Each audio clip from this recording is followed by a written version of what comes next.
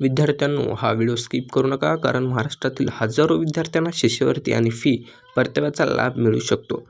पण फक्त एक छोट्या चुकीमुळे अनेकांचे अर्ज रिजेक्ट होतात. आज मी तुम्हाला कोणत्या योजना आहेत, कोण पात्र आहे, कोणती कागदपत्रे लागतात आणि अर्ज करताना कोणत्या चुका टाळायच्या हे अगदी सोप्या भाषेत सांगणार आहे. त्यामुळे व्हिडिओ शेवटपर्यंत नक्की पहा. चला मग वेळ न लावता व्हिडिओला स्टार्ट करूया.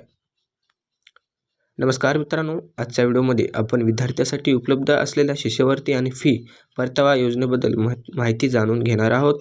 सर्वप्रथम प्रत्येक विद्यार्थ्याने हे लक्षात ठेवावे की सर्व योजना प्रत्येकासाठी सारख्या नसतात.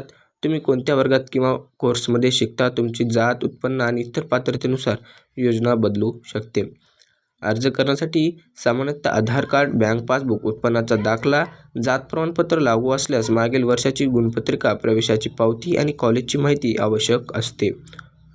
अर्ज करताना सर्व माहिती अचूक भरा. नाव, बँक खाते, IFSC कोड किंवा कागदपत्रांमध्ये चूक असल्यास अर्ज प्रलंबित राहू शकतो किंवा नाकारला जाऊ शकतो.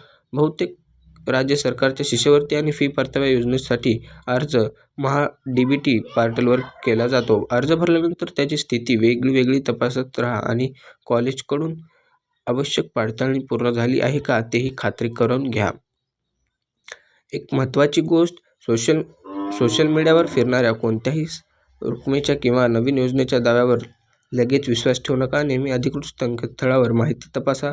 जर तुम्हाला तुमच्या पात्रतेनुसार कोणती योजना लागू होते हे जाणून घ्यायचे असेल तर कमेंटमध्ये तुमचा कोर्स आणि वर्ग लिहा. मी त्यानुसार योग्य माहिती देण्याचा प्रयत्न करेन. हा व्हिडिओ उपयोगी वाटला असेल तर लाईक करा, मित्रांसोबत शेअर करा आणि अशा सरकारी योजना व विद्यार्थ्यांसाठी अपडेटसाठी चॅनलला सबस्क्राईब करा. जर तुम्हाला कोणती शिष्यवृत्ती पाहिजे असेल, तुमचा कोर्स आणि वर्ग जे आहे आपल्या कमेंट बॉक्समध्ये टाईप करा. त्यानुसार आपण नेक्स्ट व्हिडिओ बनवू. धन्यवाद. पुन्हा भेटूया पुढच्या व्हिडिओमध्ये.